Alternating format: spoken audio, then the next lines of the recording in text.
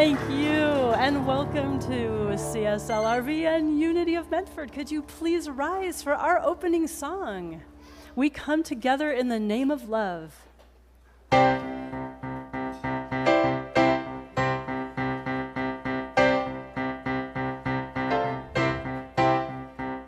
Take a look at the person next to you. Say, I recognize the God in you. Feel the love in the sanctuary. I feel it. Lift your voice and repeat after me. We come together. We come together. We come together. In the name of love, we come together. We come together, we come together, in the name of love.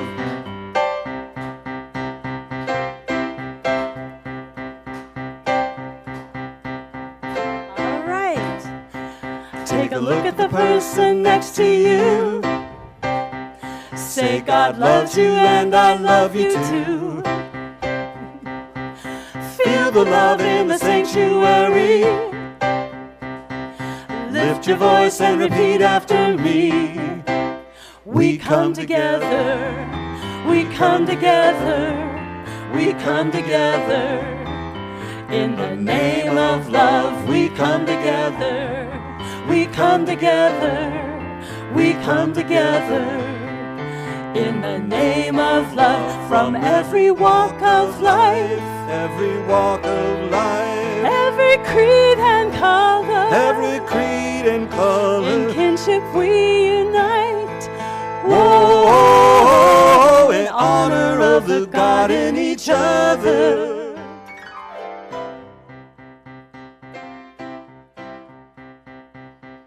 We're gonna look at each other again, and we're gonna namaste. Take a look at the person next to you. Say namaste, I bow to you. Feel the love in the sanctuary. Lift your voice and repeat after me. We come together, we come together, we come together. In the name of love, we come together, we come together, we come together. In the name of love, we come together, we come together, we come together. In the name of love, we come together, we come together, we come together. In the name of love. Woo! Anton Miserat and Laura Berryhill. Always great when you guys are in the house. Good morning, everybody. I'm Kimberly Hawkins, Senior Minister here, Spiritual Director, whichever you choose to call me, for Center for Spiritual Living Rogue Valley in partnership with Unity of Medford. We are a radically inclusive, spiritually progressive faith community, and we welcome each and every one of you, no matter where you may happen to be on your own personal spiritual journey. I always like to ask if there's anyone here for the very first time. If you would raise your hand, we'll give you a little love. Anybody? Welcome. Great. So glad to see you. Our ushers, if they haven't already, will give you a welcome packet. And we hope you'll join us afterwards in Bosworth Hall for a little fellowship, a little soup, and getting to know each other. So if you haven't already, please turn your cell phones off or on airplane mode. I'm going to introduce a few people this morning. Carol Wythe is our practitioner who will be doing our opening prayer and reading. Nancy Clay, another one of our practitioners, gave a beautiful meditation this morning and is sitting high watch. She's in prayer throughout the whole service. A big thanks to our video crew, a big thanks to everybody joining us online, and of course our musicians, Anton and Laura. So time now to take our collective deep breath as the musicians prepare us for our invocation, and please hold your applause after this particular song because we'll be remaining in that sacred space and go right into prayer.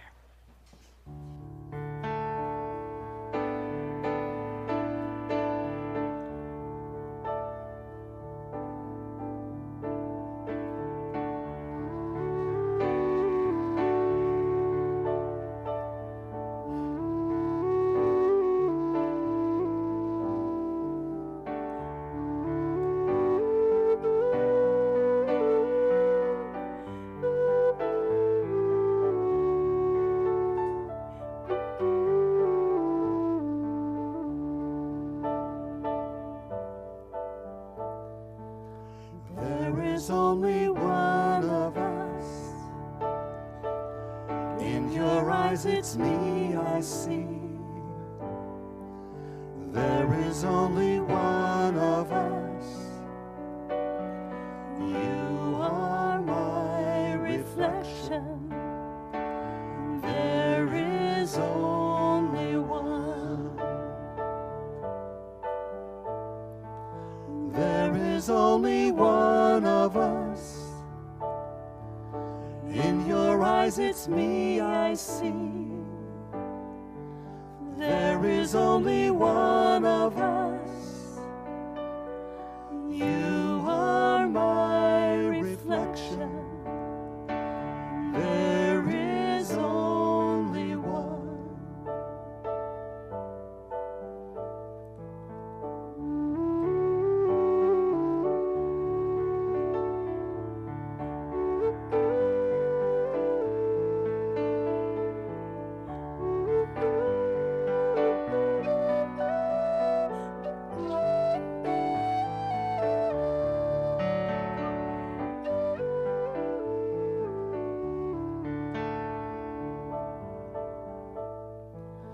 There is only one of us. In your eyes it's me I see. There is only one of us. You are my reflection. There is only one. There is only one.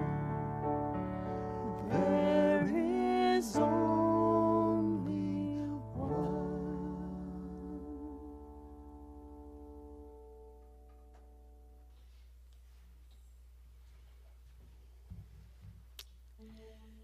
Let's take a deep, centering breath. Deep into our core, where that beautiful light glows in each and every one of us. Whether we're conscious of it or not, it can never be extinguished. It is peace, it is joy, it is love, it is good, it is God, and it is ours. And from this place, we know that there is one power and one presence, one life, and it's our life. Our life to lead, to contribute, to become the best that we can be. And we have aids along the way, like the beautiful talk that we're about to hear from Reverend Kimberly, and the incredible music that inspires us. Just like that last beautiful song, There Is Only One of Us. Thank you for this perfect day, for the sound and video crew, for the kitchen crew, for the youth that are up at camp celebrating and becoming more as they learn about themselves, and the youth that are in the other room learning too. I just give such great thanks for all of us, all that we have to contribute to this sacred moment.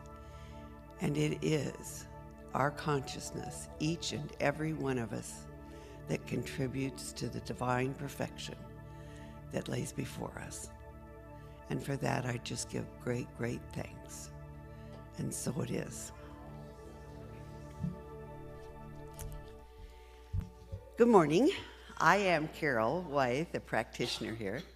And for my reading today, I chose to celebrate Ernest Holmes' vision of his dream, I guess you would call it. On the last day of the year, in his 365 Science of Mind, he published his prayer for world peace. And it just seemed so appropriate to read that today, along with our beloved Martin Luther King. It goes like this. I'll have to take off my glasses. I know there is but one mind which is the mind of God, in which all people live and move and have their being. I know there is a divine pattern for humanity, and within this pattern, there is infinite harmony, peace, cooperation, unity, and mutual helpfulness. I know that the mind of humankind, being one with the mind of God, shall discover the method, the way, and the means best fitted to permit the flow of divine love between individuals and nations. Thus, harmony, peace, cooperation, unity, and mutual helpfulness are experienced by all. I know that there will be a free interchange of ideas, of cultures, of spiritual concepts, of ethics, of educational system, and scientific discoveries, for all good belongs to all alike. I know that because divine mind has created us all, we are bound together in one infinite and perfect unity. All of us. I know that all people and all nations will remain individual but unified for the common purpose of promoting peace, happiness, harmony, and prosperity. I know that deep within each person, the divine pattern of perfect peace is already implanted. I now declare that in each person and in leaders of thought everywhere, this divine pattern moves into action and form to the end that all nations and all people will live together in peace, harmony, and prosperity forever. And so it is.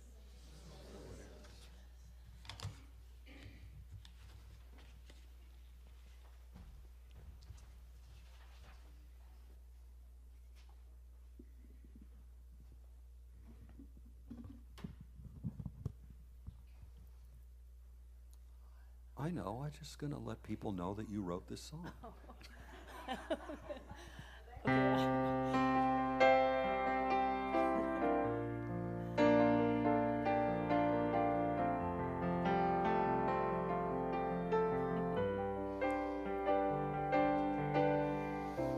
Hey, freedom, what's your number? How will I know you when you come knocking at my door? How I long to hear the sound of your voice when it's ringing in my heart, when I'm lying on the floor. One heart, one love. I'm not free until you're free. One heart, one mind. I'm not free until you're free. So many names for freedom, I've heard them all, and I understand the call. So many false names for freedom. Hope without respect is a yoke upon our necks. One heart, one love. I'm not free until you're free. One heart, one mind. I'm not free until you're free. I can lay down my power, I can lay down my sword. Sweet freedom. In the fiercest hour, victory is yours. Sweet freedom. One heart, one love. I'm not free until you're free.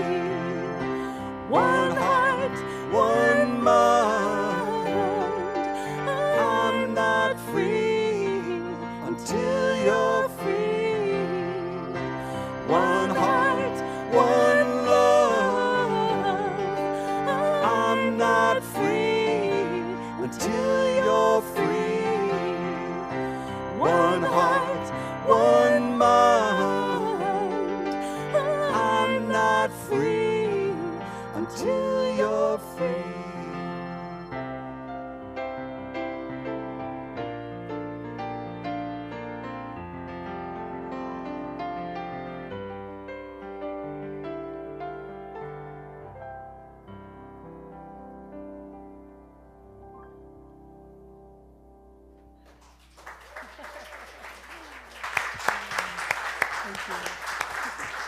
Anton and Laura, we're so blessed to have you too. And Laura, what a beautiful, beautiful song to sing on Martin Luther King Day weekend. Thank you. Thank you.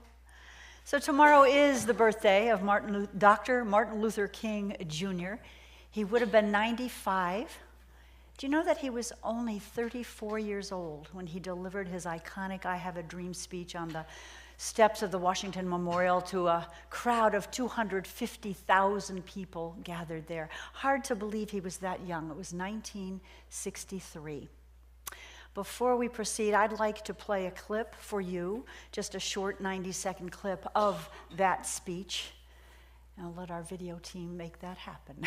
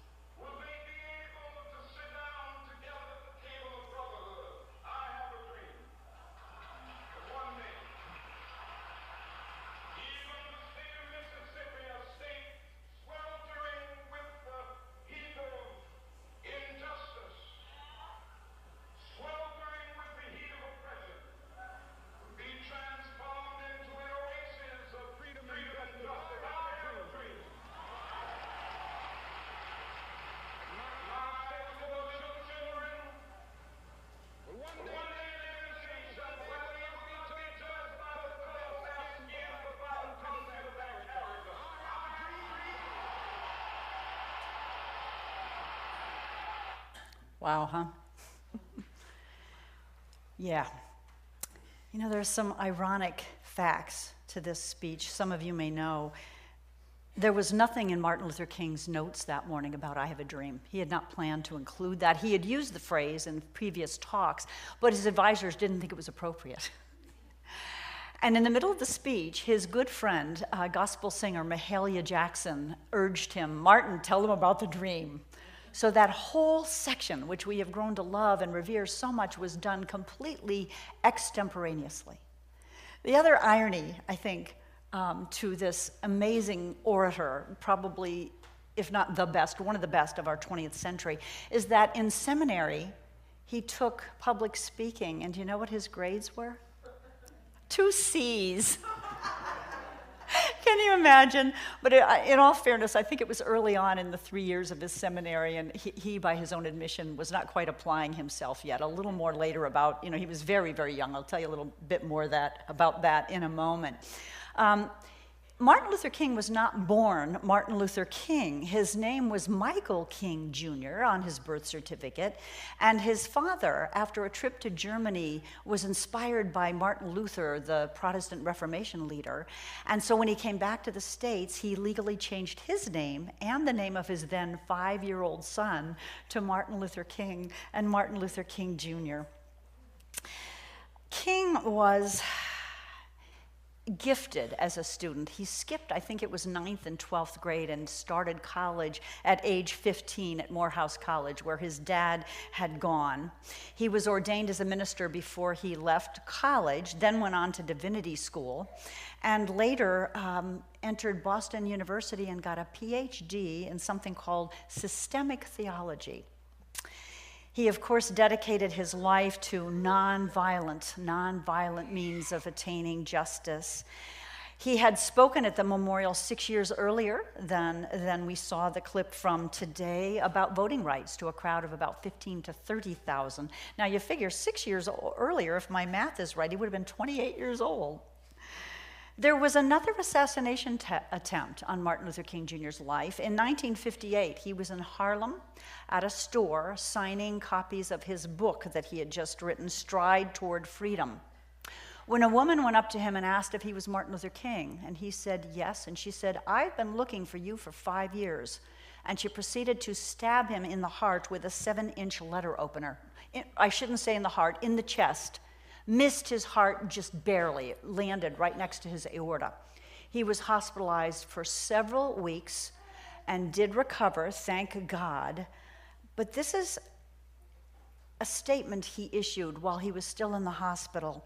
It affirmed his nonviolent principles and said that he felt no ill will towards his mentally deranged attacker. Pretty awesome.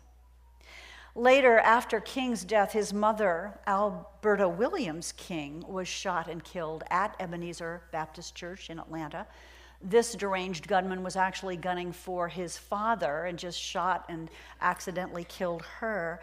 He received the death penalty for his crime, and later that penalty was commuted to a life imprisonment sentence, in part because of the King family's opposition to capital punishment.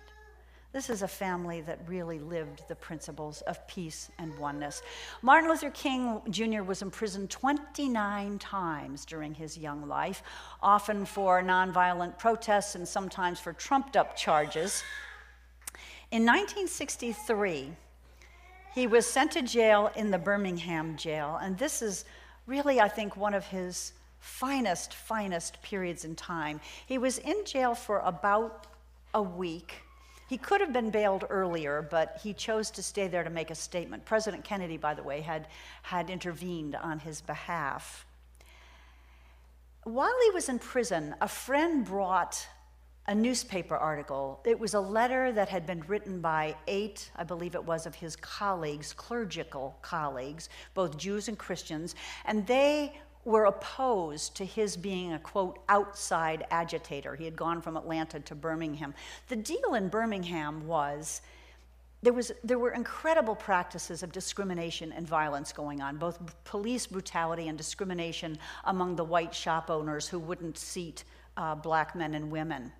And it just seemed that even boycotting the white shops didn't work, and so King decided to go ahead and do this protest, even though there was a recently passed law that said you could not demonstrate or gather without getting a permit first. Well, I'm guessing he probably figured they'd never give him a permit, so he went anyway. So this letter from the fellow clergymen was against his being an outside agitator. They felt that things were progressing enough and that he shouldn't be gathering illegally to do this demonstration. So Martin Luther King Jr., while he's in jail, receives a copy of this letter from a friend that smuggled it in. And he proceeds to write, I don't know how many of you have read the letter from Birmingham jail. It's 21 pages long, so I must confess I've read an abridged version.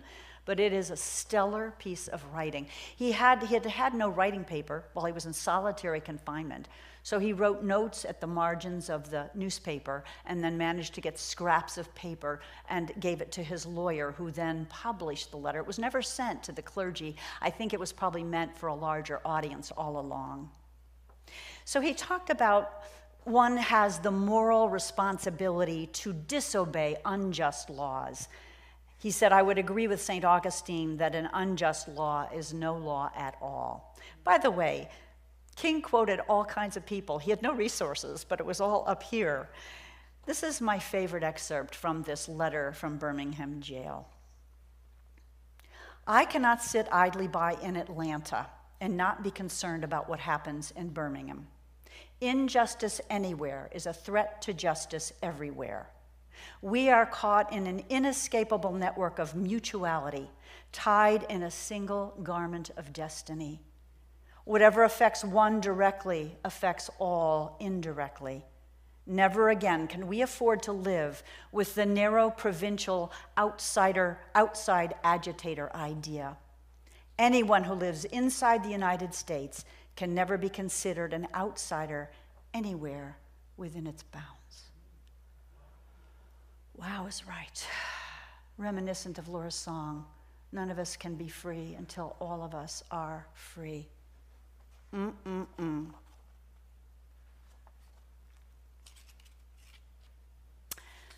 So our founder of Science of Mind, Ernest Holmes, never directly wrote in our teachings, and I don't believe unity either, never directly wrote about racial equality. But Ernest Holmes lived the principles and would not sit by silently when he saw injustice or discrimination. So in 1945, now mind you, this is quite a long time before the Civil Rights Act was passed in '64, largely because of King's work, by the way. Our Science of Mind magazine publishes a list, or did in those days, of all the churches, all the spiritual centers. And in this particular issue in 45, the center called the Third Church of Religious Science was listed at the bottom of the list with an asterisk that said, in parentheses, colored. Ernest got wind of this and called his friend, the senior minister at that church, Dr. Arthur Twine, and asked to speak that Sunday. And this is part of what he said to that congregation. I've been told that too many non-Caucasians attend these lectures. True, there are Caucasians and Let me try that again. There are Caucasians and non-Caucasians in this congregation, but this we must affirm. We are all children of one living God, one God that permeates all, without exception, one intelligence that governs all. And most important, every man and woman who abides in the universe is a significant entity in the one universal consciousness. Our doors will forever be open to all. Whoever you are, be proud. You are a divine idea in the mind of God. The next issue of the Science of Mind magazine no longer had that church listed at the bottom of the list and designated colored, and from there forth, that was what happened. I love that story about Ernest. He was ahead of his time, because there were so many people that stood by without taking action during those times. It was a very tumultuous time, and God knows we're not through ridding ourselves of systemic racism. We've certainly made progress, but we're not there yet, right? When I was in ministerial school, I had this advice from one of my teachers, and I think it comes from a phrase that actually was used by journalists. He told us that our mission was to comfort the afflicted and afflict the comfortable. And I think that's what King did. He too told his people that they were not nobodies. They were each beautiful expressions and deserved to be honored and treated with equality and justice, just as everyone did. And yet, he definitely afflicted the comfortable, did he not? The freedom riders, the sit-ins, yes, definitely. So I'm thinking about King's legacy, and I'm thinking about how that relates to our call today, our job today. And I think one of the things is not to be silent. Not to be silent. He said this: the ultimate measure of a man is not where he stands in moments of comfort and convenience, but where he stands at times of challenge and controversy. He said everybody can be great because anybody can serve. You don't have to have a college degree to serve. You don't have to make your subject and verb agree to serve. You only need a heart full of grace, a soul generated by love. So I was reminded by a colleague in the clergy who spoke last week and talked about the situation in Israel and the Gaza Strip in Palestine. And while I think we will all agree that the bombing of Israel by Hamas was despicable and horrible and murderous, I think that the consistent bombing of Palestinian civilians and the murder of innocent civilians is equally treacherous. And while I my heart is with Israel, as a lot of our hearts are. What's going on here, folks? And I realized when I heard this colleague speak at his church that I have yet to write a letter to my senators and say, hey, I do not support a war against innocent people. I support the right of all peoples to have land and a sovereignty and so on. But let's face it, so, there's so many easy ways for us to just turn a blind eye and remain silent and not speak up. And I don't know about you, but I feel as I remember the legacy of King and what he did and his speeches and his writing, I feel called to not remain silent. He said that the silence of good people is more dangerous than the brutality of the bad, which is interesting. The other synchronistic thing that happened, this always happens to me, last night as I was ready to go to bed, a colleague in ministry asked me about Parker Palmer's book. And I wasn't sure why he was asking me about. Remember A Hidden Wholeness? We talked about this last month, right? And I felt called as I was going to sleep to look at the last chapter, which I had actually not read yet. And it's a chapter called The Third Way. Now, for those of you that may not have been here last month, A Hidden Wholeness speaks to the fact that we're all whole. We're all incarnations of the divine. And at our core, we are whole, perfect, and complete. And we need to treat each other that way. He talked about circles of trust where groups of people come together in Quaker style. They don't try to fix or save or advise people, but they simply listen and pay attention and know that each person, if given the right attention and love, has the inner guidance to find their own truths, which is a beautiful thing. So this last chapter is called The Third Way. And what it is, it's an alternative to, our instinctual need for fight or flight. Because, Parker says, when we fight, we are answering violence with more violence. When we flee, we are giving in to violence.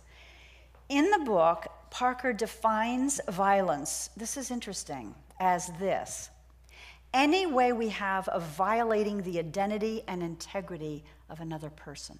Let me read that again. Violence, any way we have of violating the identity and integrity of another person.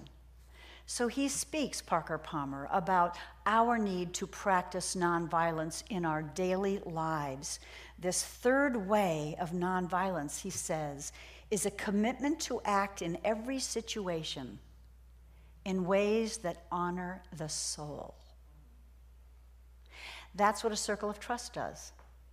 If Melanie's speaking something that's on her heart, I simply listen in a circle of trust, and I honor her soul, and I honor that she knows within her the answers to her own pain or her own controversies or her own challenges. Honoring our own souls.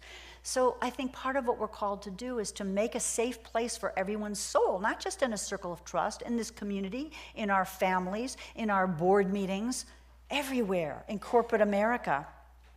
Parker says the third way is not a path of high heroism reserved for the likes of MLK and Gandhi, but rather a path that can be walked by mortals like you and me. So he talks in here about a dream, about how we might transform our institutions. For example, people who have spent a lot of time in a circle of trust in their corporations, even as CEOs, have learned to be honest and open about their own mistakes, to make room for people that work for them to be honest and open about their mistakes, and to not judge, but to honor that honesty and to do, make a commitment to do better. People who have been in circles and trust in corporate America have been known to institute circles within the corporation where people can share their personal stories, because let's face it, folks, we can't hate anybody, I don't think, who we really get to know. It's easy when we don't know somebody and they're distant or they're on the TV and the news to have judgments. But when we really get to know what's on someone's heart, it's very difficult to be having animosity toward them. So as I read this last night, I realized that even in our own board here at CSL/Unity, it is in our very bylaws. Think about if we rule by majority, then the minority gets shunted aside and dishonored, right? We still have to make decisions, but on our board, we vote by consensus. What this means is everybody we honor everyone's opinions when something's on the board up for vote. Everyone is heard, and until everyone can agree, we don't vote yay or nay on something. Now, here's the deal. If someone has a paramount objection to what's being suggested, that person gets to speak and verbalize their concerns. And I tell you that every time this has happened, and usually it's pretty easy, we're in consensus, but when it's happened, every single time, that person or persons who are not in agreement have come up with a compromise or a new idea, a higher idea that was even better than what was being proposed. So after all the discussion happens, someone might still not agree that the thing being voted upon is the best option, but they can agree that they'll go ahead with that decision. If they have a paramount objection still, the vote is not taken. So do you see how this honors each person? Rather than, okay, majority rules, too bad you guys, whatever you thought doesn't matter. I'm proud of the fact that we do that, and I think that it's a very, very good model. The final thing I wanted to talk about from this book and this chapter called The Third Way is something that Parker Palmer calls the tragic gap. The tragic gap is between the way things are and the way we know they might be. We have a tragic gap, I think, in this country of how people of color are still treated in many instances. There's the way it is and the way we know it should be and we want it to be, the dream, if you will. And I think it's so important that, like Martin Luther, time and time again he said he still had his dream. It's important that we not lose hope, but that we look at the reality and that we have patience sometimes. Patience to both speak up, but to have patience that things can unfold. Palmer talks about the danger in this, in sitting in the gap and listening with an open heart to people who are being oppressed, is that it's heartbreaking.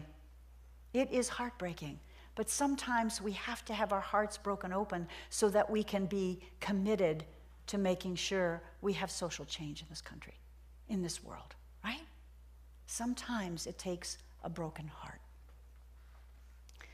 There's a sweet little story in the book about a student who goes to his rabbi, and says, why is it that the Talmud tells us to keep these spiritual principles upon our heart? Why doesn't it say we should keep them in our heart?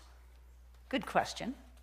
And here's what the story says that the rabbi answered him.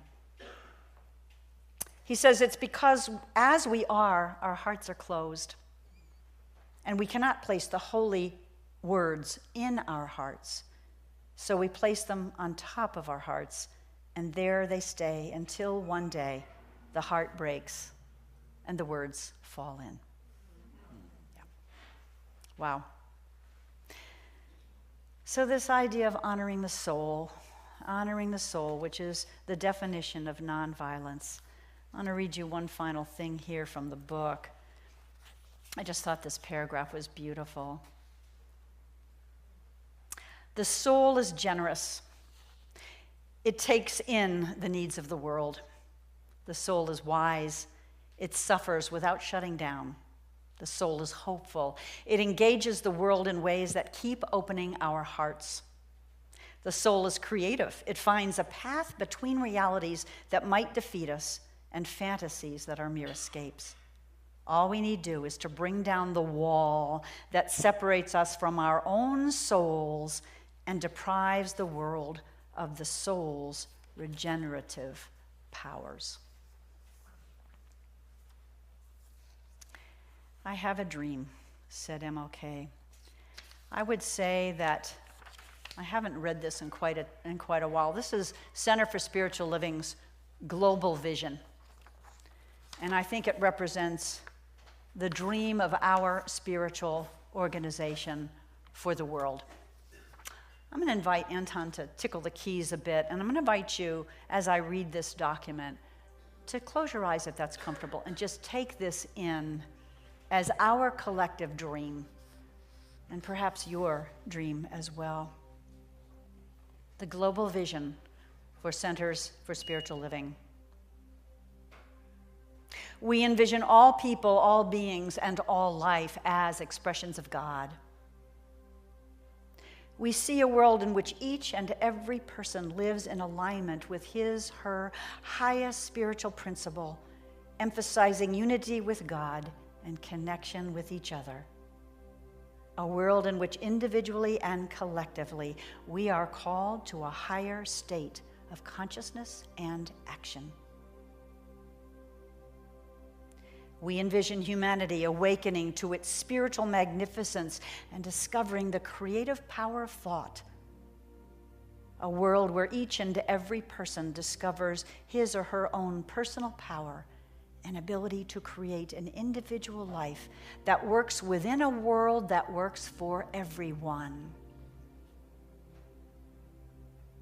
We envision a world in which we live and grow as one global family that respects and honors the interconnectedness of all life, a world where this kinship with all life prospers and connects through the guidance of spiritual wisdom and experience. We envision a world where personal responsibility joins with social conscience in every area of the political, corporate, academic, and social sectors, providing sustainable structures to further the emerging global consciousness. We envision a world where each and every person has enough food, a home, and a sense of belonging, a world of peace and harmony, enfranchisement and justice. We envision a world in which resources are valued, cared for, and grown, and where there is generous and continuous sharing of these resources. We envision a worldwide culture in which forgiveness, whether for errors, injustices, or debts, is the norm. We envision a world which has renewed its emphasis on beauty, nature, and love through the resurgence of creativity, art, and aesthetics. And finally, we envision a world that works for everyone and for all creation. We have a dream. And so as we close, my friends, I want to remind me and remind us all that we don't remain silent in the face of injustice. We speak up. We may not be a Martin Luther King or a Gandhi, but we can do our part. Reminding us that to lead a life of nonviolence is to honor the soul and to make sure that happens in our families, in our spiritual communities, in our cities, neighbors, the whole extent of our experience. We can make a difference. We can choose nonviolence. And Martin Luther always did it with such love and grace, never with animosity, although the injustices he was objecting to were serious, right? Let us hang on to our dream of a world that works for all, of institutions that honor the soul, where freedom of expression is allowed, not only allowed, but encouraged. I have a dream. I have a dream. Let's go into prayer.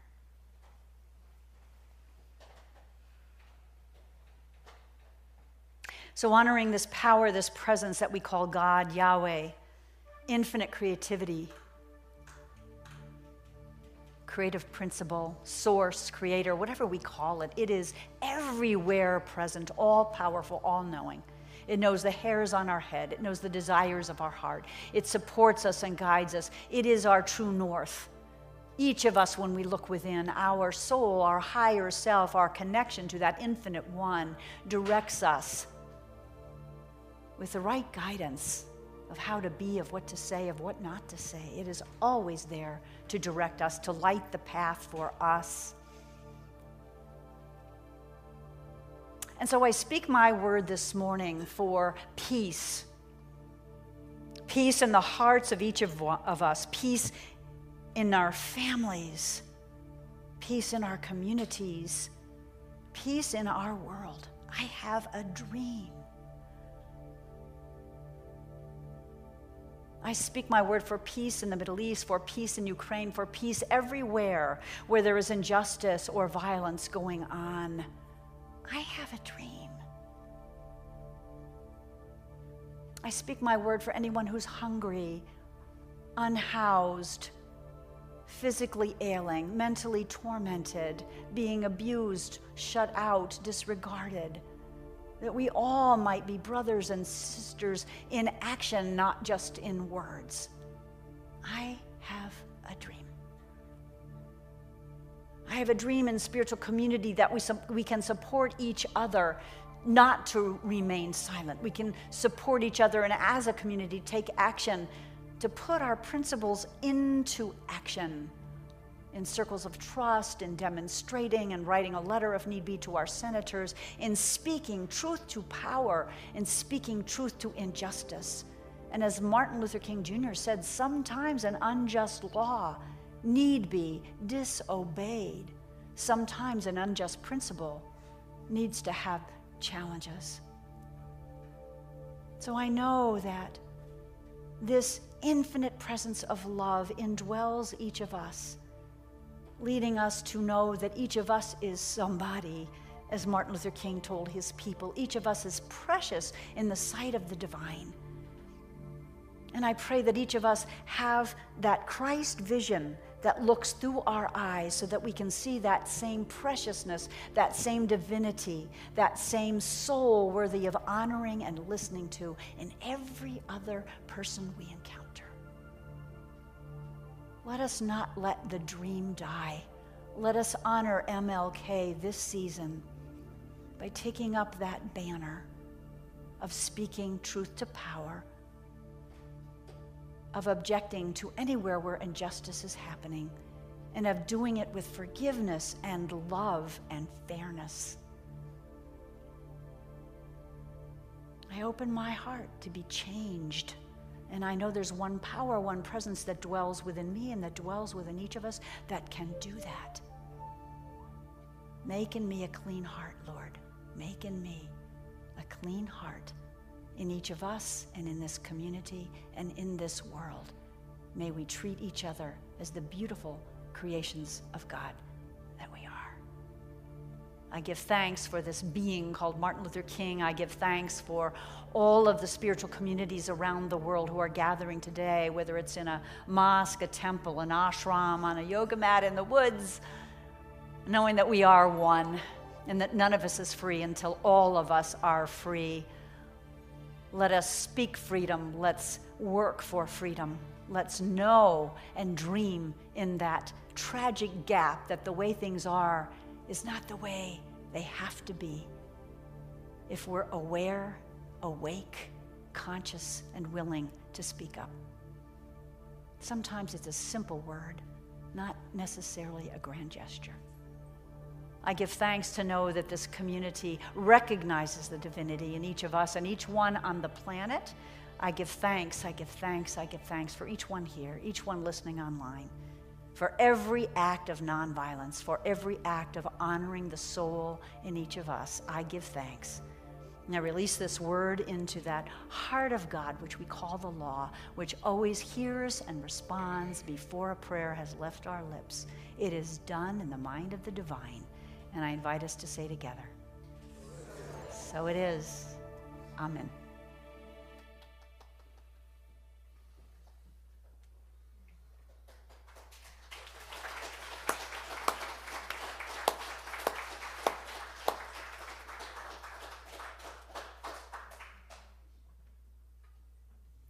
Well, we invite you to sing along on this next song.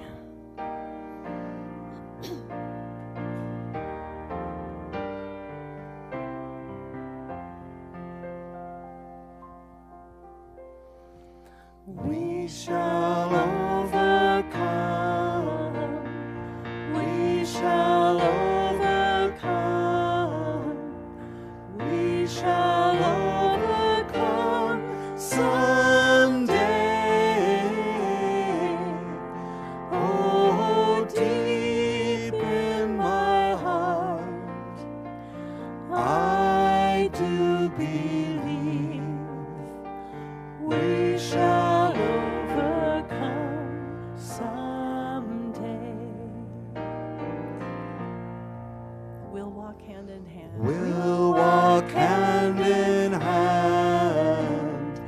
We'll walk hand in hand. We'll walk hand in hand someday.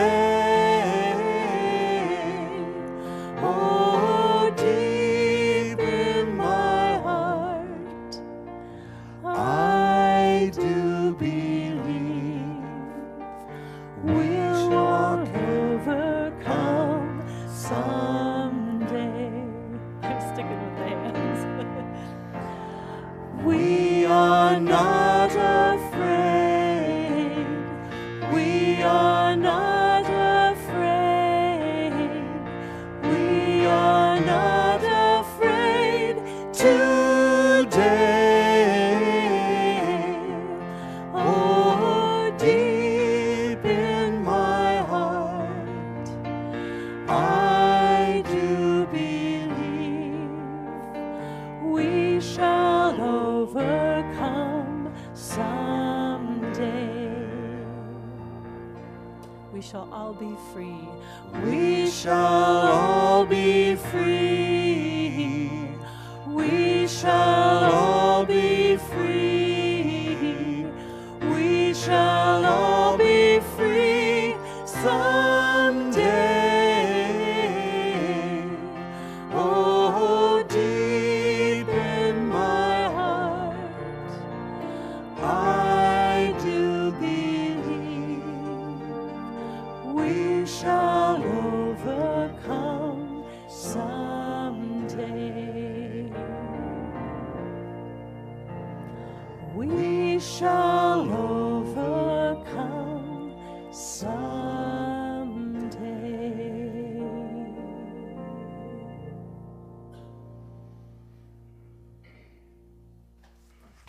Thank you. Thank you, thank you, thank you. So before I get to, offertory next, I'm jumping ahead. Time for tithes and offerings, a time to be aware and grateful for the good we are receiving and be consciously extending it or a portion of it to the places we're spiritually fed. So if you would take your gift out, if it's time to put something in the basket, or a lot of you give online, just place your hand over your heart while we say our affirmation together, if you will. Graciously I give from a place of love, knowing that as I give, so do I richly receive. Thank you. Thank you, Renee and Patricia.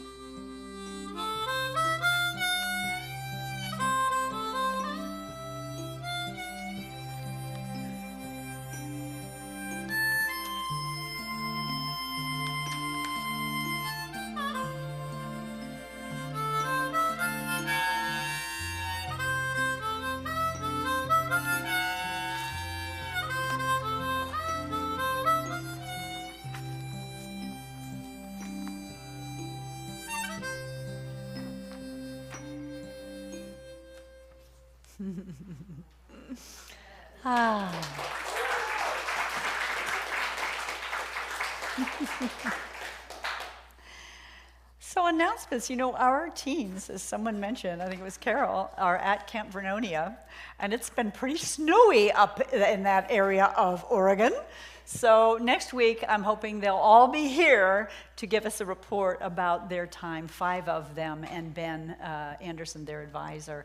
And I'm kind of hoping, there's a big slip and slide at that camp in the summer. I'm kind of hoping, and Reverend Linda as well, that maybe they made that into a toboggan or a sled run.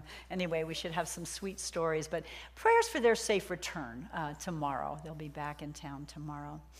This is the second Sunday, so that means Jackie's Jewelry, hosted now by Jason Rummel, is available. So please, there are gently used pieces, and there are handcrafted pieces by Jason for sale. So pick yourself out something for a gift. Valentine's Day is coming up, right?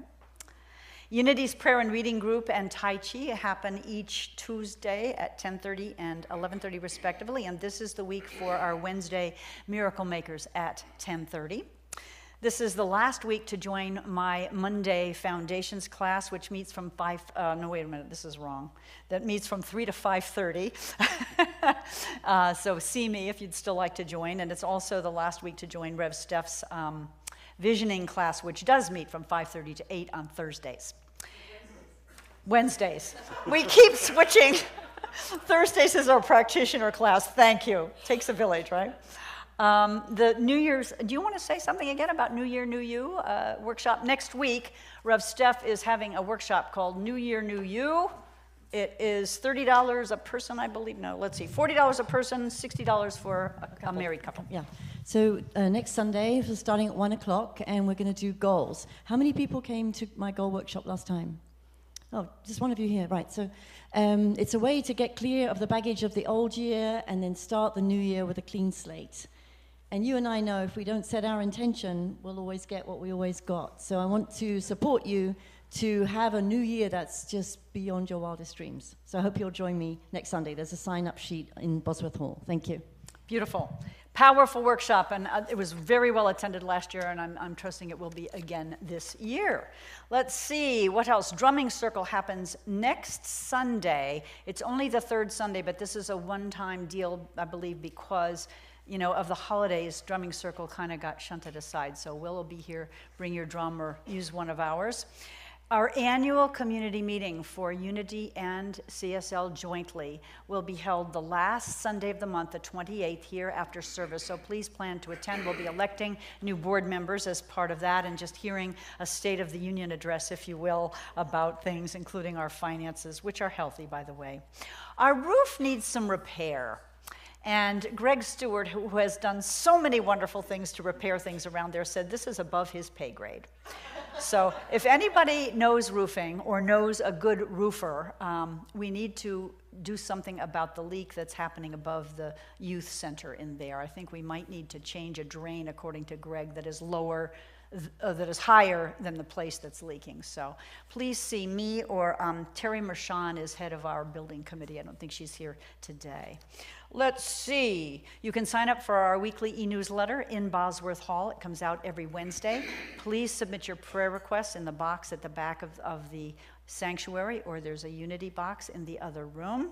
We invite you to stay for coffee and soup, etc. I'm going to invite our practitioners to come on forward and ministers in the room.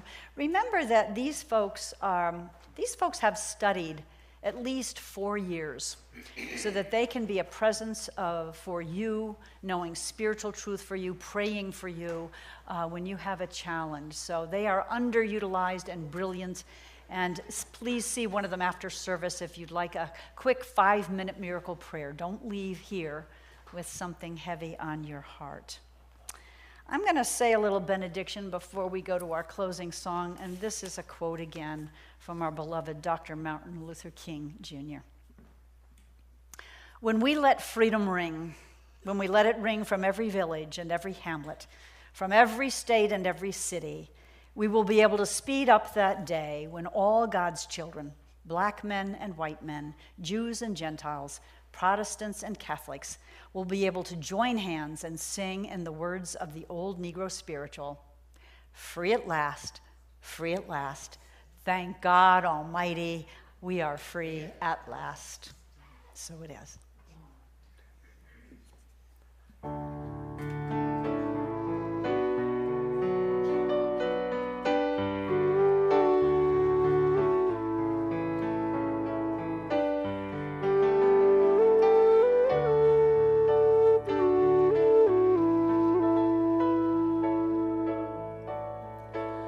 Light your lamp and pass it on. Let it shine for everyone, so we all may know and we all may see that we are one great family.